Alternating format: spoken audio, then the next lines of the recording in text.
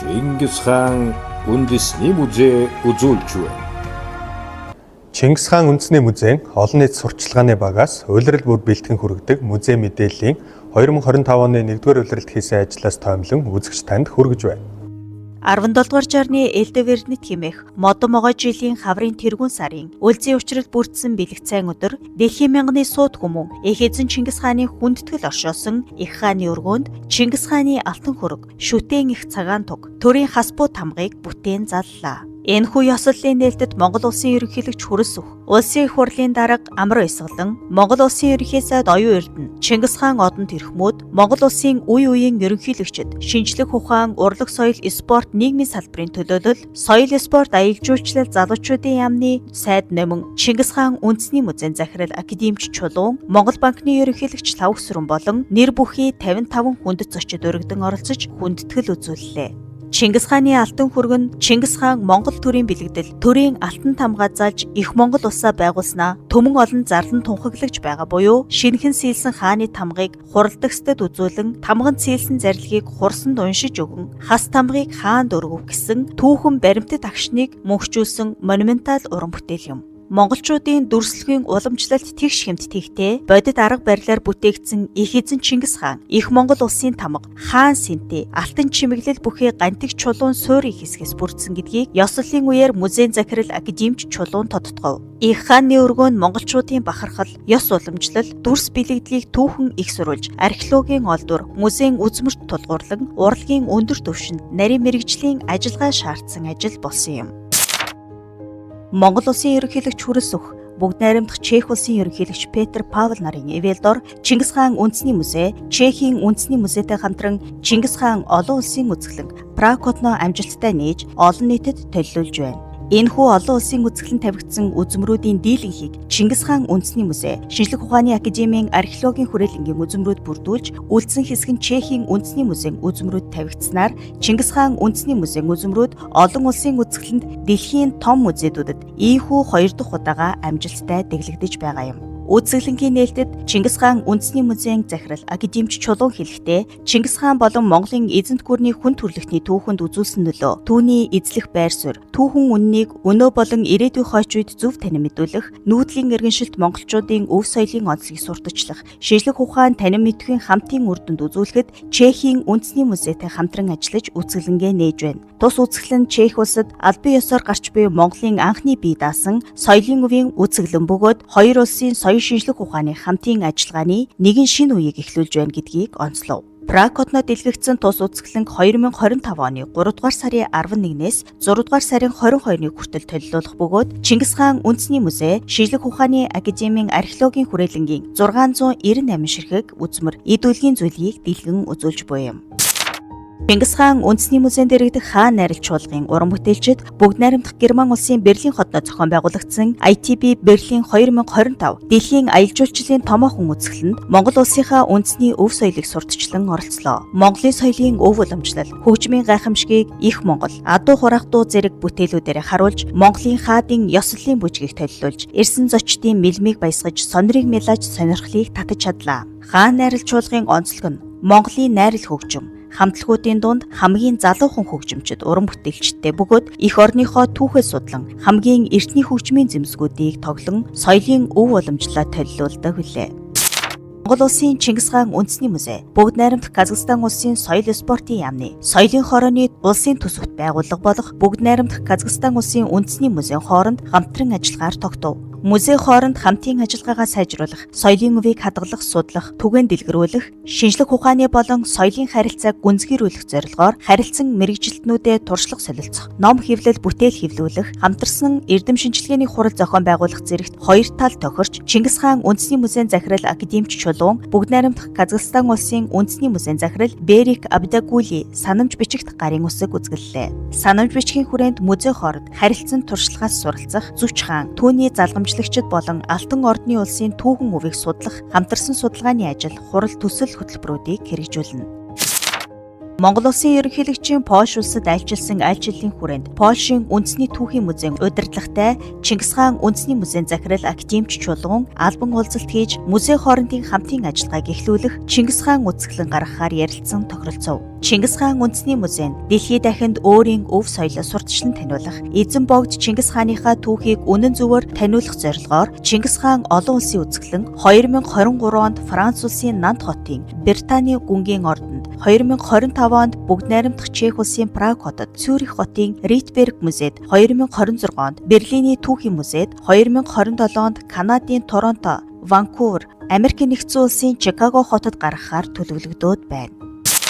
Чингис хаан үндэсний музей Энэтхэгийн элчин сайдын яамтай хамтран хоёр орны хооронд дипломат харилцаа тогтсны 70 жилийн ойд зориулан шашнар дүрслэгдсэн монголчууд Монгол зургийн тусгай үзэсгэлэн дэлгэж нээлттэй хийлээ. Монголчуудын байлдан дагуулын үеийн Персийн зураг, нөгөө хэсэг нь монголчууд Монгол зургийн аргаар зурсан зураг гэж үздэг. Одоогоор номын их хувь нь дэлхийн 6 оронд хадгалагдан үлдсэн байна. Монголын эзэнт гүрэн Илхант улсын Үлзийт хааны үед бичигдсэн судрын чуулганы 1% чимэглэл зургийн үзэсгэлэн Чингис хаан үндэсний музейд анх удаа гарч байгаагаараа онцлогтой юм. Бүгд найрамдах Энэтхэг улсын Рампур хотын Раза номын санд ихээр хадгалагдаж буй 273 нүүр хуудас бүхий саштрын эмэгтгэл судрыг захим хэлбэрээр 2002 онд Чингис хаан үндэсний музей хүлээн авсан байдаг. Монголын бахархалт амьтан болох Мазалай баавгайг хамгаалах зорилго агуулсан Монгол нүүдэлчин өвлийн фестивал үндэсний цэцэрлэгт хүрээлэнд болж 4200 зочин Чингис хаан үндэсний музейн гэрээр үйлчлүүлв. Нүүдэлчин өвлийн фестивалд Чингис хаан үндэсний музейн хамт олон Монгол түмний бит бус өвийг сурталчлан таниулах зорилгоор түүхэн хөгжмийн өргөг танилцуулж музейн дэргэдэх хаан найрал чуулгын уран бүтээлчид үзүүлбэр тоглолтуудаа үзэгчдэд толилууллаа. Монгол Улсын засгийн газрын 2023 оны 12 дугаар сарын 13-ны өдрийн 437 дугаар тогтоолоор Мазалай баавгайг үндэсний бахархалт амьтнаар зарласны дагуу Монголын шилдэг мөсөн сэлбэр урлаачид Мазалай мөсөн хотхныг байгуулсан билээ.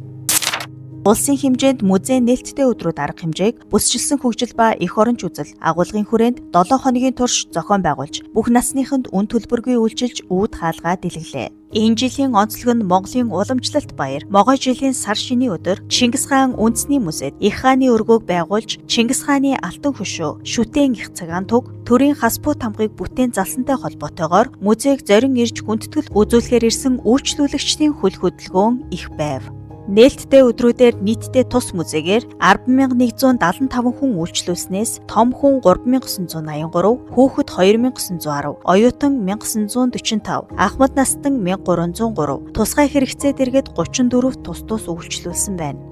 Чингис хаан үндэсний музейн хамт олон бүрэн бүрэлдэхүүнээрээ дээрх өдрүүдэд ажиллаж, музейд суралцгүй боловсролын хөтөлбөрүүд, музейгээс эрхлэн гаргаж буй ном бүтээлүүдийн үзэсгэлэн дэлгэж, түүх археолог, соёл судлалын чиглэлээр суралцж буй мэрэгжлийн ангийн оюутнуудад нээлттэй сан хөмрөг арга хэмжээний хүрээнд музейн сургалт сурталчилгааны сан хөмрөгийн үзмрүүдтэй танилцуулахын зэрэгцээ, цэргийн засварлах лабораторийг танилцуулж, зарим нэгэн тоног төхөөрөмжтээр практик дадлаг хийлгэн, зорилтод бүлэг болох оюутнуудад үйлчилж, мэрэгжлийн чиг баримжаа олголоо.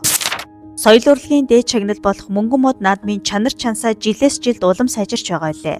Энэ жилийн онцлог нь Монгол урлагийг дэлхийн тайзны агуулгын хүрээнд дэлхийн театрын өдрөөр ёслол хүндэтгэлтэй зохион байгуулагдаж, соёл урлагийн шилдэгүүдээ тодрууллаа. Эдүгэ 16 дахь жилдээ болж буй мөнгөн мод 2024 наадамд оролцсон уран бүтээлчид нь олон улсын хэмжээний томоохон уралдаан фестивалд өрсөлдөн оролцож, нийт 25 номинацид 163 нэр дэвшигч оролцсон байна. Энэхүү наадамд Чингис хаан үндэсний музейгээс соёлын өвийн болон ном хэвлэлийн шилдэг бүтээл номинацид өрсөлдөн оролцож, шилдгээр шалгарч шагналаа гардан авлаа. Соёлын өвийн шилдэг бүтээл. Соёлын өв нь гайхамшигтай нандин үнэт зүйл байдаг. Энэ үнэт зүйлийг олон нийтэд Монголдо төдийгүй дэлхийд дахинд сурталчлан түгэж, хөдөлмөр бүтээлээрээ нэр дэвшсэн Чингис хаан үндэсний музейн Чингис хаан монголчууд дэлхийг өөрчилсөн үзэсгэлэнгээрээ мөнгөн мод 2024 наадмын соёлын өвийн шилдэг бүтээлийн шагнал хүртлээ. Тус үзэсгэлэн нь Монгол улсын үед холбогдох Монгол их нутгаас гаралтайч өдгөө бүгд найрамдах Франц улсын үндэсний архив, Луврын музей, Север керамикийн музей, хувь цуглуулагч Самуэль Мерс, Швейцарын холбооны улсын Ритберг музей зэрэг дэлхийн олон газруудад хадгалагдаж байсан Үлзийт хааны монгол бичгээр бичсэн захидал тэргүүтээ 77 дисийн 129 ширхэг соёлын өвийг ихээр нь авчирч дэлгэсэн. Тус үзэсгэлэн гадаад дотоодын 16,000 гаруй үзэгч үзэж сонирхсон бөгөөд магазин History сэтгүүлийн шилдэг түүхэн үзэсгэлэн 2024 хэмээх нэр хүндтэй шагналыг хүртсэн юм. ном хэвлэлийн шилдэг бүтээл. Мөнгөн мод 2024 наадмын ном хэвлэлийн шилдэг бүтээлийн шагналыг дэлхийд тархсан Монгол өв бүтээлээрээ шижлэх ухааны гавьяат ажилтан академич Самбил Дондвийн чулуун хүртлээ. Дэлхийн улс орнуудад тархсан Монголын түүх соёлтой холбоотой дурсгалуудыг ирж хайх, хамтран судлах, хэвлэн нийтлүүлэх, мэдээллийн сан үүсгэх, дэлхийд тархсан Монгол өв төслийг академич чулуун 2014 оноос хойш санаачлан хэрэгжүүлж эхэлсэн. Энэхүү бүтээл нь 11 жилийн хугацаанд Оросын холбооны улс, Унгар, Дани, Япон, Тайван, Норвеги, Герман зэрэг улс орнуудын музей, номын сан, архив болон хувь цуглуулагч нарт хадгалагдаж буй монголчуудтай холбоотой түүх соёлын дурсгал, эд үлгийн зүйлсийг олж илрүүлэх, хамтран судлах, хэвлэн нийтлэх албан ёсны зөвшөөрөл, мэргэжлийн тайлбар зүйлттэйгээр монгол, англи, орос хэлээр нийт 12 бот болгон хэвлүүлээд байна.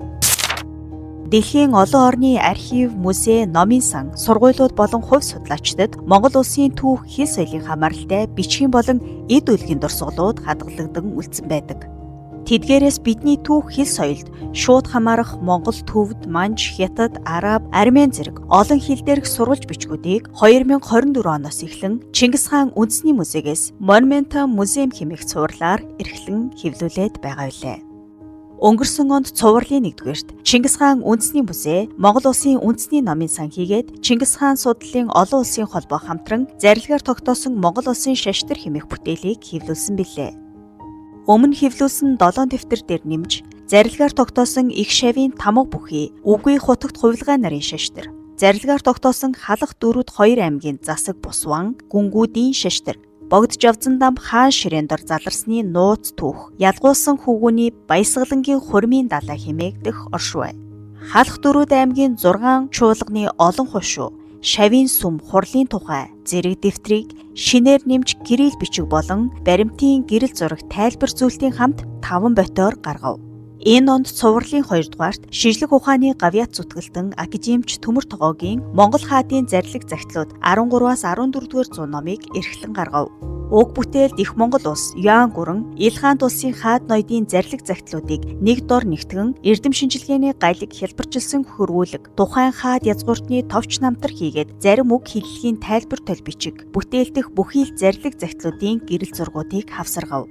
Мөн цувралын 3-р Чингис хаан үндэсний музей шижлэх ухааны академийн түүх угсаатан зөв хүрээлэн хийгээд Варшавын их сургуулийн дорн дахин судлалын дээд сургууль, Краков хот дахь Польш улсын ур чадварын академи болон шижлэх ухааны академийн архивтай хамтран нэрт монголч эрдэмтэн профессор Котвичийн архивт хадгалагдаж буй 1915-аас 16 онд Монгол улсад явуулсан хүн ам статистикийн шинжилгээний ангийн баримтуудыг Монгол улсын хүн амын тооллогыг хэрэглэхдгүн 1915-аас 16 хэмээн 9 ботоор гаргаад байна. Энэ нь тухайн үеийн нийгэм, эдийн засгийн судалгаа, хүн ам, газар нутаг, амьдралын хэв маяг, сүм хийд зэрэг маш олон асуудлыг тодруулан чухал их хэрэглэгдэхүүн болох баримтууд юм.